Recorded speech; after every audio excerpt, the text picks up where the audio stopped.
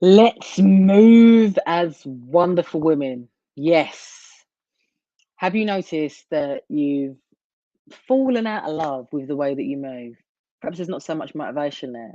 Or perhaps you're starting to see that it's just not nurturing your body. But that's all right because we now know what we can do. And it is not to go and run 25,000 miles every day. And it's not to reduce how much you eat. As I've said throughout this, weightlifting, strength training is your go-to now. Phenomenal. We want to be moving from lifting a light weight that allows you to do many repetitions to lifting your heaviest, going to what they call your 1 rep max in Olympic lifting and not being afraid about it. You know, I can understand and appreciate the fear of looking like a bodybuilder, but you won't, because at this phase of life, it would be a struggle to do that. You could if you work consistently on it, but this is more about your health and your ability to stay healthy with lean muscle so you can move efficiently and balance your blood sugars. And this is what weightlifting does. When we lift a weight, it creates a greater conversation between your muscle and your brain.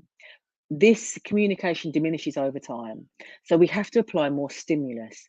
The heavier you lift, the more stimulus you have, the greater the communication. You maintain and repair your muscle. It's as simple as that. When we do this, we also balance our blood sugars, remembering that as estrogen and progesterone start to change and estrogen goes on this roller coaster, we start to see that we go into this, we have insulin, more insulin in our body, which can trigger that fat storing. This comes from an imbalance of the blood sugars. If we can get those blood sugars back in balance, we can reduce that fat storage. But not only that, it maintains healthy emotional reactions. We're not reacting, we're acting. And there's a massive difference on that. Weightlifting, you're looking to do between 3 to 6 repetitions in any range, you know, with your hands, with your legs. You're really you want to fire up that stimulus, and you watch, you know, when when I move with other women, when you lift a weight and you overcome a belief that you couldn't lift that before, you feel phenomenal. That is what weightlifting is all about. The feeling, how you feel. And trust me, you'll feel great. This now takes us into transferring from HIIT sessions to what they call sit. And this is your hello brain, your short interval training. Yeah. So this is where you're going to use a bike, running. You can either use a kettlebell, and you're doing fast and hard, but very short sessions to lift that metabolism. It's really wonderful. And I've got Stacey Sims' book here. This is her next level, and this is all about the perimenopause and menopause. She says one of the biggest benefits of sit training is improvement in body composition. Sit training increases lean muscle mass and reduces fat mass in relatively short period of time. So it's not that you can't go and do your long runs. It's not what I'm saying here at all. Because if you enjoy them, you do them. But if you want to keep doing them, incorporating the weight training and the sit is what's going to enable you to do that. So it's really worth investing in this weight training. We also see that sit training strengthens and increases the amount of your energy producing mitochondria. So this is your cells, and this improves insulin sensitivity and lowers fasting blood sugar levels. Again, this is all about how you metabolize, yeah, and how you keep your weight at an even keel.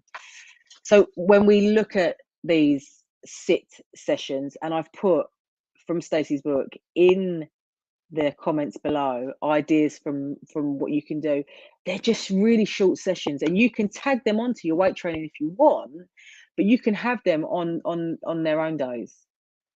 And again, this comes into building a really great approach to your movement over the period of time. If you're new to this, I would recommend that you just trial these out with 1 day's rest in between, because if you start hammering this all out, you're going to deplete yourself, and then you're going to just reaffirm that you can't do it and it's not worth it and your body's broken, and you're going to refer to applications that your body might not even need. So check out the comments below, the ideas below, and let me know how you feel about it. And if you need any support, just give me a shout. When we talk about the session building, like I said, you don't want to go in all guns blazing. It's very exciting to do that, but you will get the kickback. And like I said, if you can't move after a session, you've gone too far. Yeah. Let's start with what you got. Remember, we want to be reducing the stress response, not increasing it. So start with 1 day on, 1 day off, 1 day on, 1 day off. If that's still too much, perhaps do 1 day on, 1 day off, and something like a sit session. Yeah. Play around. You can't get it wrong. It's trial and error at the end of the day. And this is what's so fun. If we can turn that mindset from, of the good girl of having to get it right, with the focus being on trying to remain immaculate and like we did when we was 20, and we come to the idea that this is about feeling great, moving great, and maintaining greatness, that perspective is going to shift. All right, my darlings, get in contact if you need me on this, okay? But I just want to finish with, and we have spoken about this before, on moving on empty. It might work for you to move on empty, but what research has found is that over a period of time, this can really trigger the blood sugars and the stress response, and we want to be reducing that.